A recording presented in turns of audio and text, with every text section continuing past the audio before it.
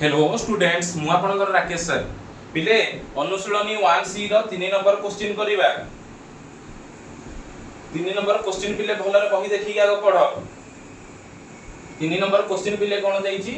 ना ए O B set देबा पई a इज इक्वल टू देइची 80 b इज इक्वल टू देइची केते 30 ओ a यूनियन b देइची 100 हेले ए सिमेट्रिक बी केते स्थिर कर पिले मोर कोन दत्त देइछ आको देखो दत्त कोन देइची ना सेट ए देइची केते पिले ना 80 देइची आउ सेट बी केते देइची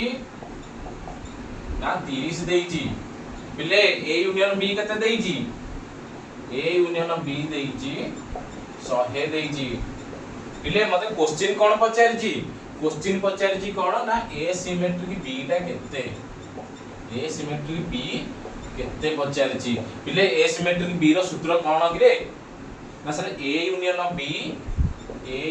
B minus A intersection B पिले ए सूत्रटा काहे हमें अप्लाई करले ना मु तुमको कहितली यार तीनटा सूत्र थिला किंतु दत्त कोन देइची दत्त ए यूनियन बी दे देइची तेनु ताहाले एठी A union B minus A intersection B रो सूत्रटा पिले अप्लाई हबो फास्ट देखियो हमर कोन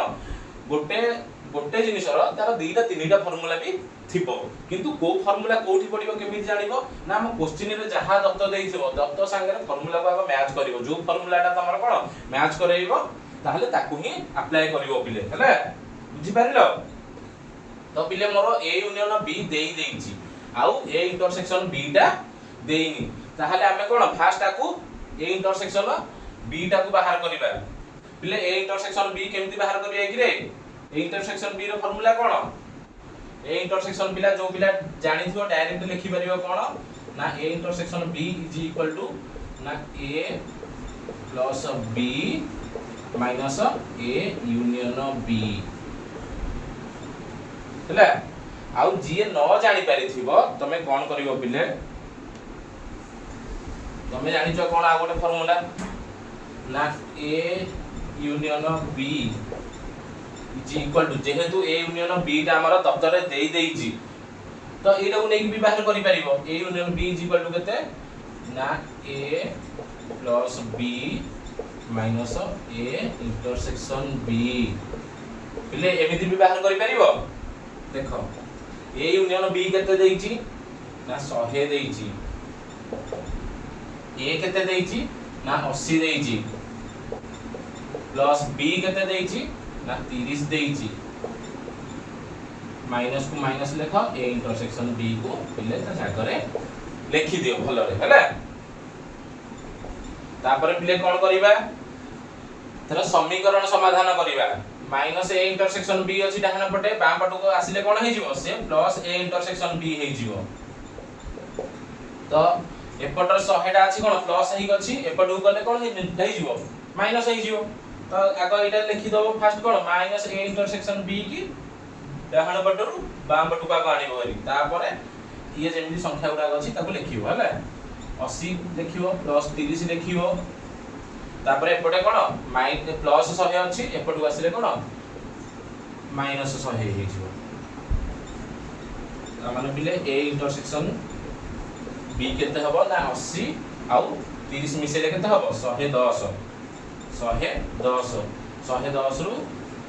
100 गले केते हबो गिरे पिले आ गोटे लाइन कर दउ छ A intersection B is equal to हबो केते 110 रु 100 गले 10 ता माने पिले एथरो हमरा ए इंटरसेक्शन बी मिली गला ए यूनियन बी मिली थिला एथरो हमु कोन ए इंटरसेक्शन बी मध्ये मिली गला केते 10 मिलिला ताहले एथरो ए फार्मूला पके कि हम बाहर करि परिबा ना हम बाहर करि परिबा ताले फार्मूला पके कि बाहर करो लिखौ जे आथर लिखि पिले हमर एथरा दत्त मिली गला फार्मूला रो ए यूनियन बी मिली गला आउ ए इंटरसेक्शन बी मिली गला तमे समस्त जानि छ कोन A symmetric B is equal to कोन n A union B minus A intersection B A union B केते मिली छी 100 माइनस को माइनस ए इंटरसेक्शन बी केते 10 ताले 100 रु 10 कले केते 90 ताले उत्तर मिल गला ताले तुम क्वेश्चन पचारिथिला ए सिमेट्रिक बी केते हेबो बाहर करो ताले हमर उत्तर केते बाहरला A symmetric B is equal to 90 बुझी पारले भलो रे फास्ट गणितटा भलो रे बुझो तापरे एटा लिखिबो हैला जदि बुझी भलो रे बुझी पारलो ताले एटा को लिखि दियो खाता रे